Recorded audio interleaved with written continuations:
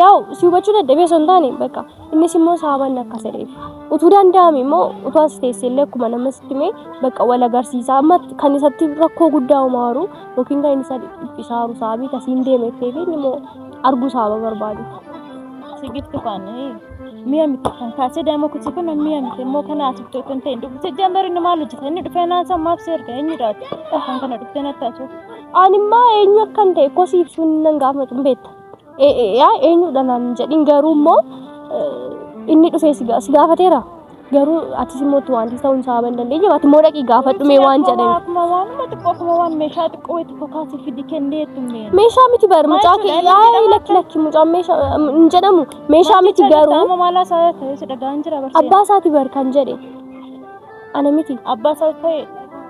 Imma qabu na waliin haasa'uu hin danda'a bakka si jemmer kan keessa wanti si gashu hin jiru bar naasa'u wanta haasa'uu barbaade maal wanti na galchu sirriitti hin jira saabiin isaa inni akka inni dhiphatu saaban hin barbaanneef yoo qabdu isa waliin umurii malee ana kodhi manarraa hin qabu ikkoo innis ikkoo amma akkoo akkati aartuuf osoo hin taane kan inni sitti haasa'uuf ani koo kan inni sitti mee bakka isaas bu'uu hin barbaadu jechuun bakka isaas sarras wanti ta'uu hin barbaadu sirras immoo wanti ta'uu hin barbaadu isin gidduu dhaabadheen jedhe akkas jechuun koo lamaan keessaniif iyyuu wal qixxatti ilaaluu hin barbaadu. Giifti faati qosaartaan kana jala socho'uu hin barbaadu dhimma na wajjin haasa'uu qabdu namoonni haasa'u singal tokko bakka waa'ee jireenya keenyaa keessatti.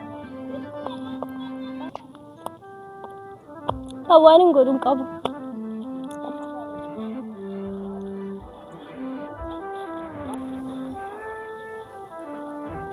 Ashama akkam jirtu nagaa keessanii ani jira dhugaa.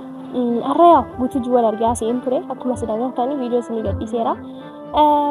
Innaan guutuu wajjin araarachuun ganaa teenye minaamina kana hin taane akkasumatti gaafa waamu bakka ansi malee maalan qaba minaamina jechaa ture dhugaa har'a baay'inatti toleera. Na dhukkubaara minaamina ittiin jennaan mana kimitti leensi geessanaan jedhee ani garuu utoo mana kimiin naqinee dirqama haadha koo isaanii arguun qabaa jedheen dhufee jechuudha. Akkuma isin agartan viidiyoo sana irratti guutuun akka isheen mucaa guddifadhuu fi taraa guddifanne waggaa dabalamaa naaman jedhee ture inna akka isheen naa kennituu fi gaafachuu naan jedhe.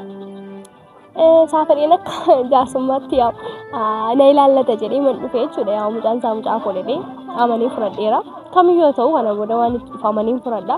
Akka inni irraa adda baanee qofan barbaada.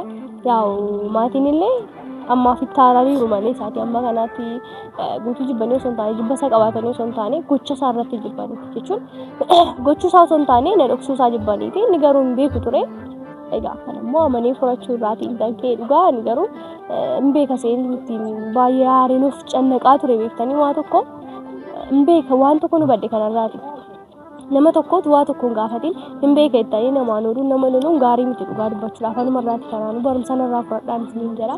Ani duratti hin beekaa akkamitti na dhoksee jedheen isa lole.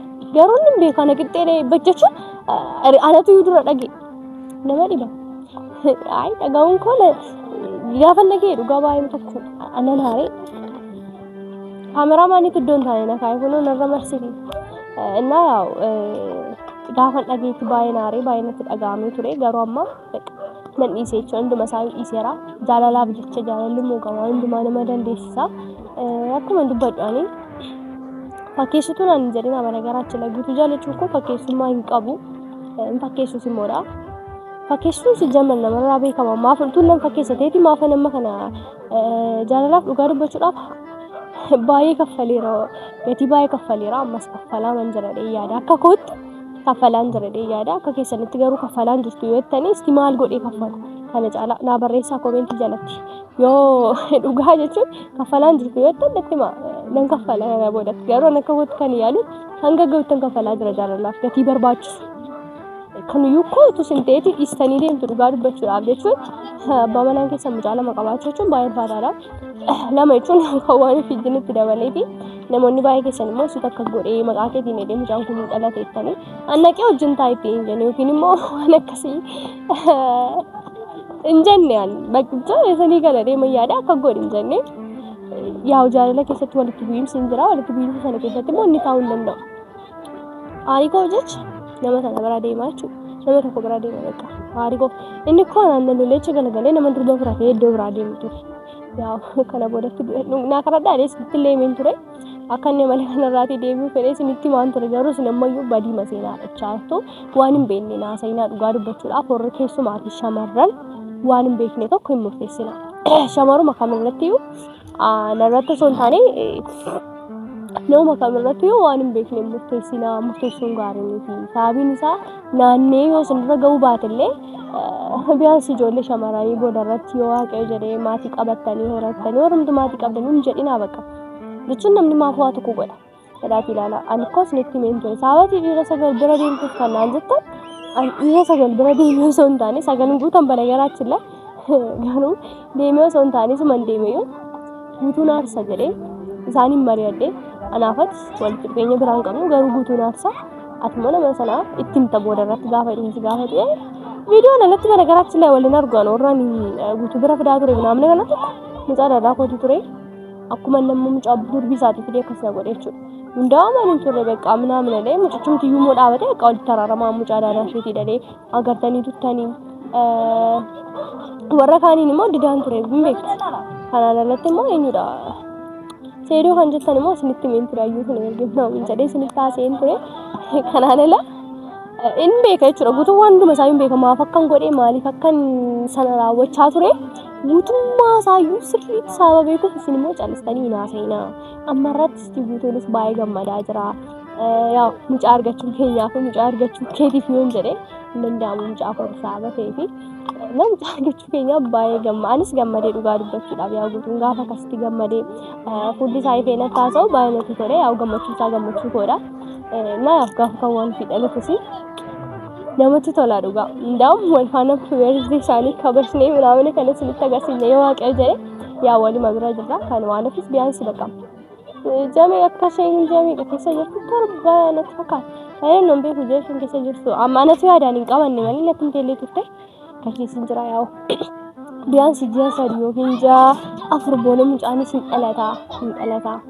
Sarmoo dheeboo gaasee fillee dha tunan garuu maqaan jijjiiraaf isaanii hin ta'u. Hin fokkisa maqaa bareedaa miti. Yaa waan akka sedhe hin beeku garuu maqaa bareedaa maqaa hundaa'uun naa barreessaa naa erga warri silkii koo qabda illee bilbilaanatti yoo bilbila sirraa kaasuu dilallee teekstiidhaan naa barreessaa dhugaa maqaa mucaan ofii sarmuun hin ta'anis itti yaada hin baasnaa fi kan mucaan nama dhufe immoo koo isaan maqaa bareedaadha maqaa namatti toludha isa qofa immoo osoo hin taane mucaan illee baay'ee bareeda akkuma guutuu haadhisaas baay'ee bareedduudha. Haa ta'u isheenis hin dhufti hin gaafannaa jechuudha waan isheen jettu guutuun illee taaseen ture na dibbennaa minnaan jedhee ani immoo yaa mucaa koo amma kana argin taa'u kootiif iyyuu baay'ee natti dhaga'ame galgala irra filiin bule minnaan jedhee ture. Amma gaafa isheen dhuftu baqa akka isheen hin miidhamnettis akka guutuun hin miidhamnettis jechuun gama ishee kan hin bu'ee yaadu gama namummaatiin akka durbaatti sababa natti dhaga'amu gama ishees bu'ee nan yaada. Gama guutuu gaafa bu'ee yaadu immoo akka abbummaa isaatiitti baqa waan gama lamaan isaanii bu'eeyyuu nan yaada jechuudha. Akkuma inni jedhe dhugaa akkuma inni jedhe inni waggaa lama ishee biratti guddatee waggaa lama immoo ana biratti guddatee kana booda waggaa lamaan deemee haa ta'u jedhe kana jechuun yoo isheen fudhatte anaaf naateera sababiin guutuu waan inni jedhu yaada sasaaban kabajuu barbaadu anaaf naateera waggaa lama adda baasuun isaa naateera. Wanta immoo baanshirraa dhageenye jechuudha. Isa kanatti jedhee guutuun maaltu dhaga'ama akkam wayyaa maal wayyaa jedheen gaafadha. Tasaa isheen immoo isti waan itti dhaga'ame waan yaadde natti hin jechuudha. Gama kanaan waan isinitti himachuu barbaadu ani ishee kana miidhuun barbaadu jechuun baqa maal jedhee isinitti yaa'u gaafa dubbataafanii yaaddan utuu narra ga'e wanti jedhan tokko sababa jiruufi akka isheen miidhamtus hin barbaadu. Guutuunis immoo akka inni dhiphatus hin barbaadu. Baqa. Kanaafiyyuu lamaan isaanii gidduuyyuu goree haasa'a jechuudha. Isheen kunis akka isheen tasmaammaatuuf nan haasa'a. Na loluu dandeessi bala garaachuudha. Maamni loluu kan kanatti xaartee guddisuun ishee yaa garuu yaada guutuu kabajuurraan kan ka'edha. Na loluu dandeessi. Waan barbaadu jechuu dandeessi garuu guutuunis deemi bannaaf dhugaa jechuun baqa maaloo deemi yoo na jaallatta ta'edhaan jedhee. Jaalala isaa kan inni ibsaaf osoo hin taane baqa waan inni barbaadu kana sababan gochuu barbaadu isheen as deemaa jirtiin nama sodaachisa dhugaa jechuun baay'ee tokko na sodaachisa. Awan akka sedeettaa ta'u waggaa lama guutuu xaaree guddisee isaa dhufee har'a guutuu muraama. Kunis dhufteetti jirta. Akka noortaa alumattan si waama. Yaa safara keetti beekaan ni yaadde akkati mucaarraa fagaatu saaman barmaan mucaa fuutee olii gadeemuunis gaarii miti. Namatti hin tolu daa'ima wajjin jettee. Anis kanuma fedhanii xiqqoo taalota na qabeera sagaleen kun sitti furdata minaamina kana dandeessa jechuudha. Rakkoon qabu? Rakkoon qabu. Ayyaa ta'uun akka mireechi. Nagaa kodha akkamitti? Nunummaan jirra dhugaa nagaadha. Homaan taa'u jireenyi bareedduu akkuma abbaan manaa koo nagaasaati. Nagaa ta'uuf deema amma koo mucaa arganneerra mitiire yaa mucaan keessa mucaa makoodhadhee isaa bayyaaduu fi arganneerra. Kanaaf nagaasaati. Amma hundaa'uun sirriitti gammadeera kan itti taasaa ture nagarre viidiyoo irratti as dargeen ture jechuun miironni mucaa isaatti agarsiisaa ture baay'ee namatti tola. Mucaallee akkuma arginu baay'ee jaallatu dhugaa namni na dhugaa tokkoffammoo hin beeku ani gaafatti hin beeku ta'ee ganaa dhufee nu rakkisa faadha nama nu faadhe yaadaan turetis immoo yoo nama nu baate jettee gaafattee turte. Mucichi sima fakkaata sanumaa famanii natti fakkaata. Dammoo anaaf inni hiriyaa koo jalqabaa turetti sababuma sanaaf shakkii keessa illee galle natti fakkaata. Kanaaf shakkii keessa sin galle gaariidha dhugaa innis yaa abbaan egaa waan godhe hin beeka kanaaf jedhee manni ta'a. Namni waan godhu hin irraanfatu. Gaariidha innillee yaada tokko sii kaasee ture kan inni anas waamee fi garuu dura as jiraattamoo akkattam moo hin deebitaa lafa dhuftetti. Nan deebi'aa lafa dhuftetti. Yeroo dhumaa fi amma namoonni hedduun illee maaliif abbaan barsiisu mucaan kun guddistaa maatiin geessa irraa abbaa malee maaf guddistaa abbaallee baruu qabaate sababbeedhaniif sanumaaf jedhee wal barsiisuudhaaf qabee dhufe malee asumta. Yaa akkas taanaan immoo yaa inni yaada wayisii kaasee ture mitiire yaada sana ammas immoo innis na ergee jira innis kan inni erge irratti hundaa'e dhugaa dubbachuuf asitti laa gama isaas goruun barbaadu gama keessa goruun barbaadu gaafan jedhu yaa gidduu keessan dhaabadhee waan ta'u murteessuun barbaada malee bakka keessa bu'ee nan hubadha bakka isaas immoo nan hubadha na yaadanni si kaase sanaan ammas irra deebi'ee sitti kaasuuf jechuudha kan inni jedhamee maaliin jechuun inni ulfaata akka inni ulfaatu nan beeka garuu mucaa ana biratti guddatu minaamina dhiifne na yaada kanas akkamidha akka kana ittuma naa galeera beekee garuu xiqqoon ulfaata dhugaa kennee akkanumatti yaa inni ulfaata nan beeka bara inni ulfaata garuu stiimaal daa'ima kana fudhatanii maal gochuuf guddisna ka lama walii galle sin jalqaba baroo sin lama waliyyuu hin galleem akkamittiin daa'ima kana guddisuu dandeessu waliin galle amma daa'ima natti fakkaatu akka nama guddaatti yaada sana booda waa'ee daa'ima jechuun walii galla kana booda akka walii galutti walii gallannee waadaa waliif galleerra kanaaf walii galladhee yaada ammaati jechuun yaada keenyatti jechuun ani waliin galan itti osoo hin taane atis immoo hin jirta baru deemta jechuun nutti kennitee deemta jechuun nurraa fagaattaa osoo hin taane mucaa keerraa fagaachuu hin dandeessu yeroo kamiyyuu dhuftaa yoos teessee immoo baay'ee nutti tola iyyuu akka keenyatti tos teessee faas jamarutu hin deemtu ta'eyyuu baay'ee nutti tola tos teessee mucaanis abbaa laalaa haadha laalaa baqqatu sin gidduutti guddatee baay'ee natti tola akka Anak cinta sini mau aku kabarkan ini aku disilama. Are sadan kenya yung guddisna. Mana tuh kita. Kawan ofisin jira arf bakka hundi kenya yung guddisna. Amma kan barbaachisu akka tasiin deemne. Ani sababiin as taa'u hin qabu. Annaa dammoo daa'ima koo akkamittiin kaasee callisee sini kenna bismoo jechuudha. Maal jechuudha inni wanna kanaan jedhamu garuu sitti mi bari'aa abbaanis saaba nagarri hundaa'u yaada tokko naa kaasee qoy yaadichaa sitti ba. Jechuun waggaa lama si biratti guddatee ana birattis waggaa lamaan garaa irrannaa jedhe shi yaada kana hin fudhatta. Yaada kana yoomumayyuu taanayyuu bisumayyuu sababiin qabadde kubatti taa'e kuffaan nama kana wal agarsiisuu baay'ee barbaanne jechuutuma namaati irraan kan ta'e baqa dhibbadha. Na damni kunis abbaa isaa biratti jechuuma malee nuffoo guddisuu dadhabee miti kan nas qabee dha. Yaa guddisuu dadhabdee osoo hin taane garuu abbaanis immoo yaa mucaa isaan barbaada. Akkuma tagaarte dhugaa atis hin barbaadde hundaa'u abbaa caalaatti barbaadda nan beeka akka tasiin dhugaa nan beeka waan hundumaa akka si hubachuuf nan yaala garuu innis immoo bakka nan barbaada jedhee saaba natti beeka.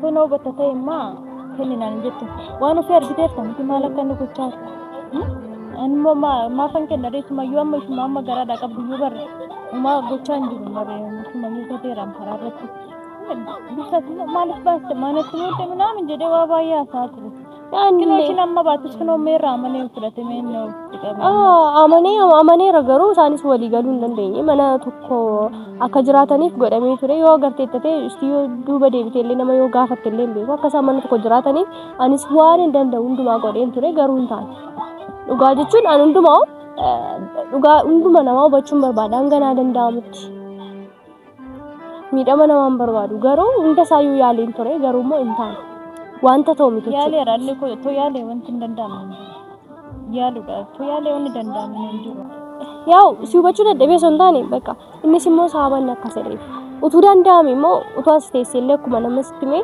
bakka wal agarsiisaa amma kan isatti rakkoo guddaa umaaru yookiin kan inni isa dhiphisaaru saabii tasiin deemettee fi immoo arguu saaba barbaadu sigifti faana mi'a miti kan kaasee daa'ima kutti kun mi'a miti immoo kana asubtee kan ta'e dhufu jambarii nama hojjeta inni dhufee naasa maaf seerga eenyudhaati kan kana dhuftee natti asuuf animmaa eenyu akkan ta'e kosii ibsuun nan gaafatu hin beekta eenyudha naan jedhin garuu immoo inni dhufee si gaafateera garuu atis immoo wanti ta'uun saaba hin dandeenye ati immoo dhaqii gaafadhu mee waan jedhame akkuma waanuma xiqqoo akkuma waan meeshaa xiqqoo wayi xiqqoo kaasee fidi kenneetu mee meeshaa miti bar mucaa lakki mucaa meeshaa hin jedhamu meeshaa miti garuu amma maalaa isaa ta'ee si dhagaan jira barsiisa abbaa isaati bar kan jedhe ana miti abbaa isaa ta'e imma qabu nama dinaasee hin danda'a bakka si jimmer kan keessaa wanti si gashu hin jiru bar naasa wanta haasoo barbaade maal wanti na galchu sirriitti hin jira saabiin isaa inni akka inni dhiphatu saaban hin barbaanneef wajjin qabdu isa waliin umurii malee ana kodhi manarraa hin qabu innis ikkoo amma akkoo akkati aartuuf osoo hin taane kan inni sitti haasaaruuf ani koo kan inni sitti mee bakka isaas bu'uu hin barbaadu jechuun bakka isaas sarras wanti ta'uu hin barbaadu sirras immoo wanti ta'uu hin barbaadu isin gidduu dhaabadheen jedhe akkas jechuun koo lamaan keessaniif iyyuu wal qixxatti ilaaluu hin barbaadu giifti koo xiqqoo saartaan kana jala feetiin qosuun hin barbaadu dhimma na wajjin haasoo qabdu namoonni dhufee haasoo singalchatu bakka waa'ee jireenya keenyaa keessatti kan waan hin godhuun qabu